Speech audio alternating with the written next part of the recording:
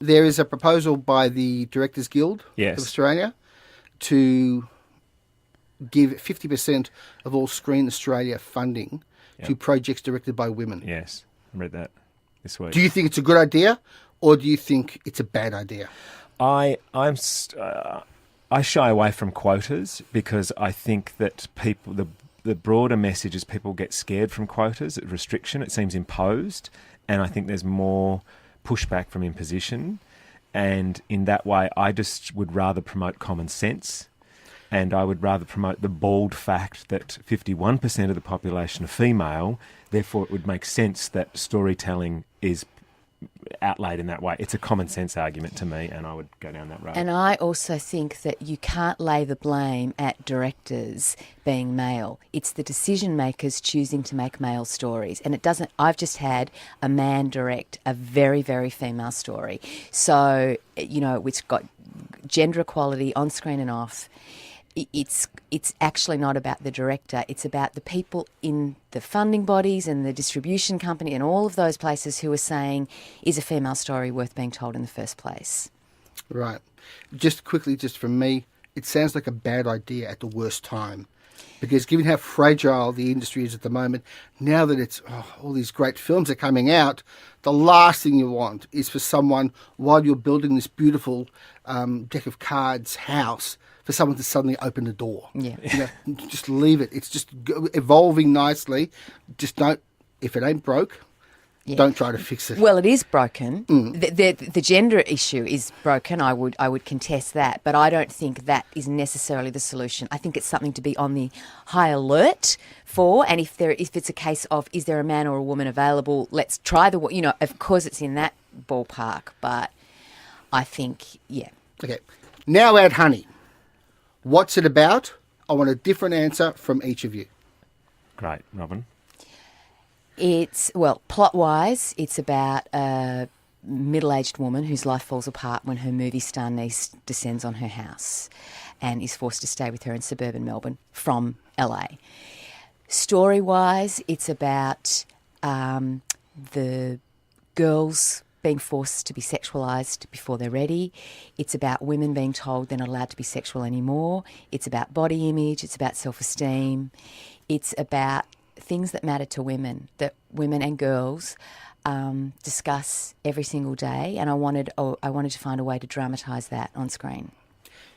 Wayne, can you possibly say anything relevant that's not repeating what she just said? It's pretty hard. That's She's pretty kind tough. of the writer and the voice of it. I can go, yes, I agree, Jim. I do agree. And I think it's, for me, there's the dysfunction of family is at the heart of it too, which is something we comb over a lot in our work and visit over and over. I am interested in what was actually concerning you that drove the story for this. You just mentioned teenage sexuality, middle-age anxiety over body images, dysfunctional families.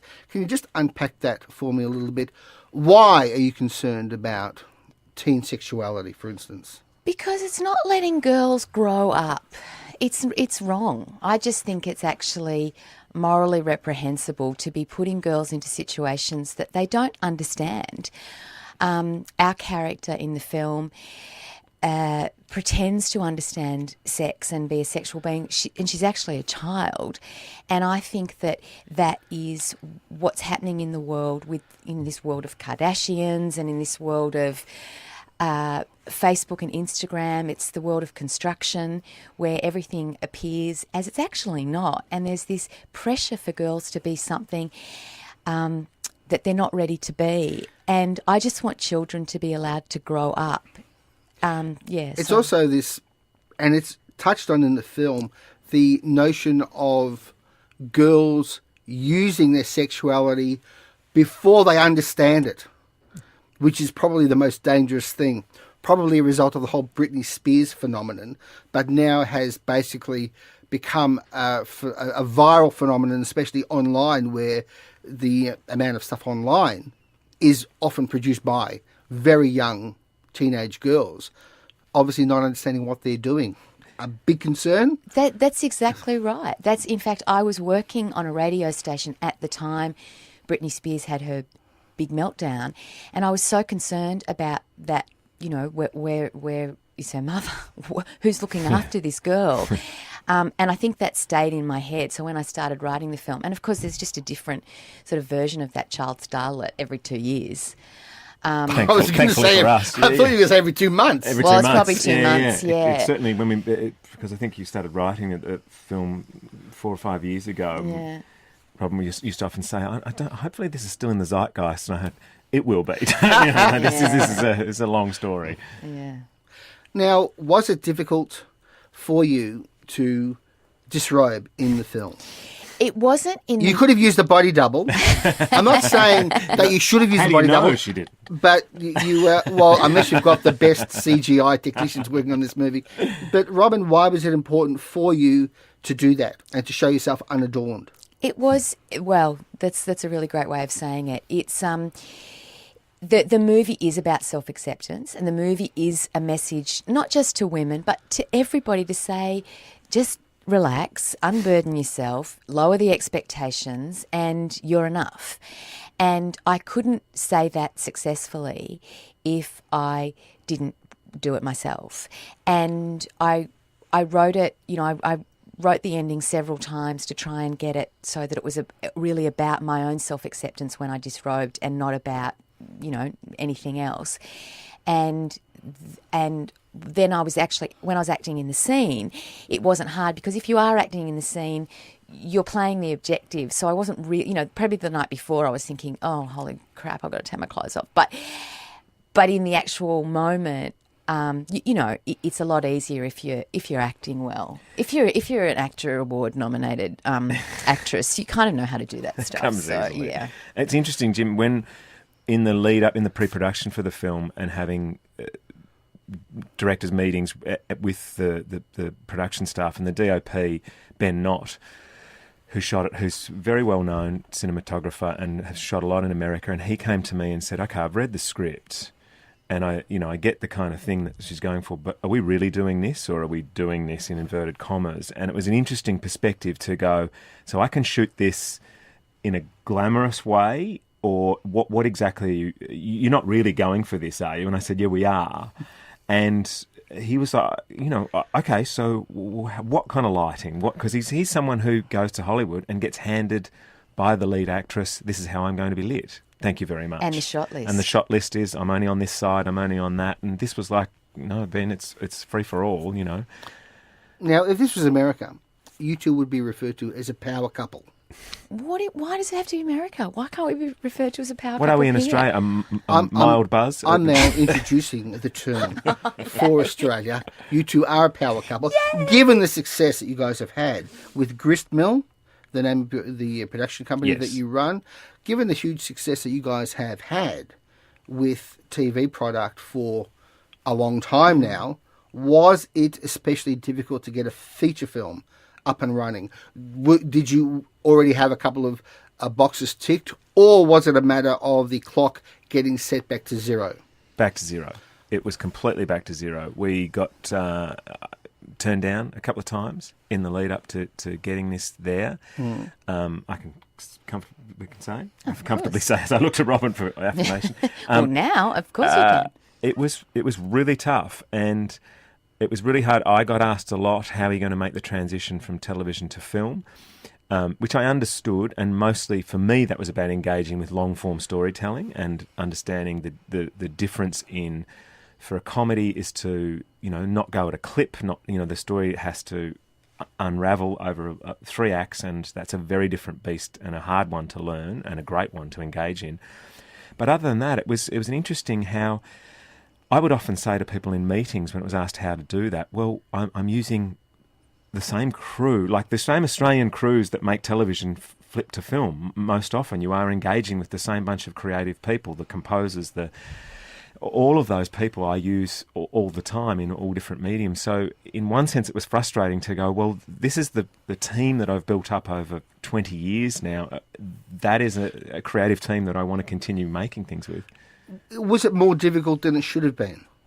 From both of you, seriously. Yes, it was.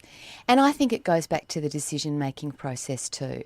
I had someone seriously say, when we're talking about women and girls' stories, being told. I had someone on a panel in a finance funding situation ask about Honey, the character, the movie star character who's being exploited from all different angles, say at one point, what does it matter? She's making money. At that point, I kind of went, you know what? My gloves are off. I'm stopping. I'm not being polite. And I went, okay, you have a responsibility to change things. You know, cinema is not just war stories. Cinema is not just desert, outback, epic landscape. Cinema is stories that move people, that there is an accurate representation of people's lives. These are people's lives. They live in the suburbs and they're women and girls. Get used to it. We're talking about this. And I think I ended up just not Quite moving. powerful when she says it. This is what reminded me of the meeting. I ended up not moving, and I think till they gave us the money that time. But I had to sit in. But at those junctures, it was hard to convince people that a domestic story about women girls was worth telling, that that we could move into that space, that I'm not disrespecting all the people that work out there, of course, but the idea that you can make a short film and then get funding for a feature film, and we can make 90 episodes of television. Do you know what you're doing? Is this? I'm sorry to bring this up, but is this the bloody cultural cringe still existing in the Australian film industry? Something that should have died at least 20 years ago. I think so. And I think I don't think it's that sinister, but I think it's because we don't make a broad range of content. We only make a limited amount, and therefore it becomes very, very competitive and very selective. And I understand the context, but I do feel the frustration. We make a kind of warm-hearted comedy, and there's not a lot of that in a naturalistic way. And if we were working in America, that's a big chunk of the market. People that play in that all the time. Here it was there's not a lot of it made, so it is harder and it's very competitive. The good part is it does steal your resolve. You do, right. And which is a great part, because when you finally get to tell your story, you are right behind it, and you want to make it. It's not like, oh yeah, we got this one up, let's go and do it. And the flip side of the television experience is that we're tenacious. We have produced a lot. We know how to get things to happen. We know how to think about things from a different perspective, to work outside the square, all those things. And the other thing is that we have a little financial backing of the television. Since we shot the film, we've shot a season of Upper Middle Bogan, and we shot our kids' series Little Lunch. So we can afford to spend 3 months doing our own marketing of the film. Well, grassrooting of the film. That's what we're doing at the moment. We're Grassrooting. So it definitely has its advantages. Now, in America, it is absolutely par for the course that comedies are test screened, preview screened, and then often re-edited. Yep.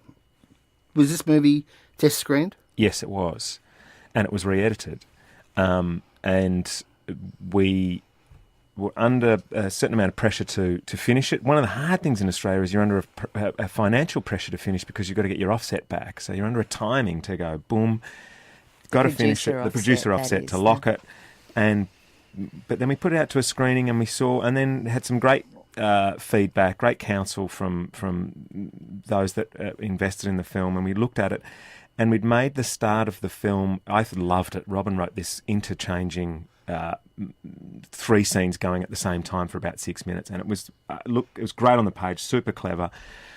But I think people went, "What?"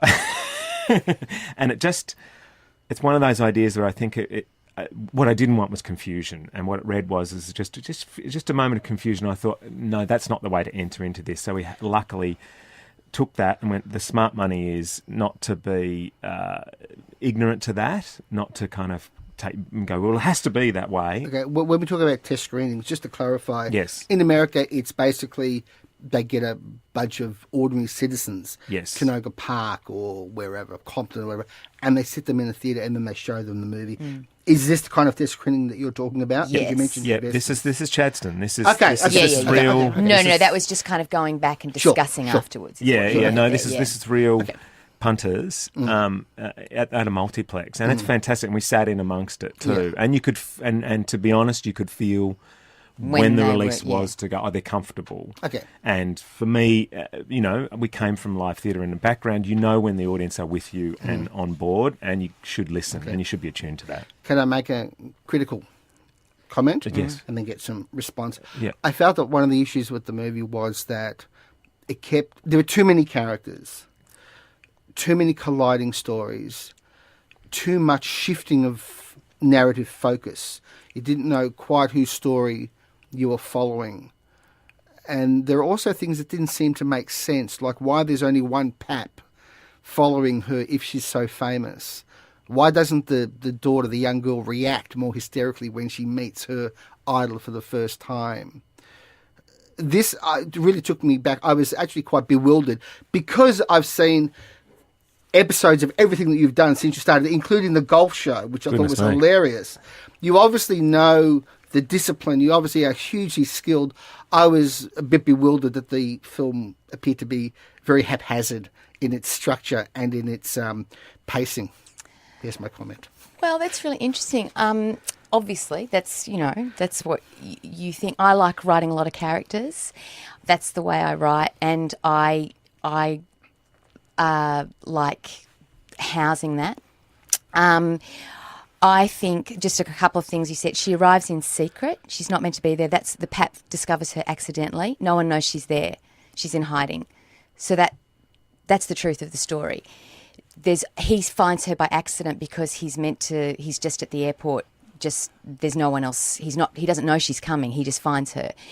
The reason Harriet doesn't scream. That's not her character. Plus, she's her cousin, so she has a history with her. Well, she also, but when does she ever do anything outlandish in the film? Part of if she screamed, that would put her in the Honey camp. Honey's the screamer in the family. Harriet's not that character. I can see what you're saying, that would be an interesting plot device, but that's not truthful to the character. So that's how I respond to that. And in terms of haphazard, well, I disagree. I don't think it's haphazard. I think it's actually really thought out and everything feeds into another. And I can understand that it feels like there's a lot going on, but I think we're used to a lot going on. Television today is so much going on, so much hitting you at once. And I think part of the reason I was writing like that too is because I'm tired of watching people on their phones in the cinema, and I want people to kind of have to concentrate and think. And I know that you are perfectly capable of concentrating and thinking, but a whole lot of people aren't. And I wanted to kind of just keep it moving. And on my last point, I would disagree with the pace too. I think it's really well paced. Did you have to take the mother character, put her in rehab? I thought she would have been much more interesting in the house, arguing with her sister. No, because I wanted the happy ending. I wanted her to be on pills because I couldn't cope personally with the idea that somebody would actually do that to their child. So I had to make her high as a kite so I could live with it and have the happy resolve, because I didn't want the bleak ending. I was tired of seeing movies with bleak endings. I wanted happy endings. And Angus Sampson's character becomes the antagonist. Once she goes into rehab, he provides that role, and as does Ben Lawson. And, yeah, anyway, have you got comments? No, I think you've said it, absolutely. I think the pacing, and on the kind of big ensemble, that's very much what we do all the time. Up Middle Bogan has 11 in it. This has 11 in it. And I'm the person that gets, Robyn writes the script and I get it and I go, goodness me, there's 11 people. The coverage alone as a director is overwhelming and complex and challenging and fantastic. What this does is by the second act, and you can feel in the cinema, it starts to deliver you through to Caroline, Robyn's character. And it appears as that, and through the second and the third act, that's where the story is coming through.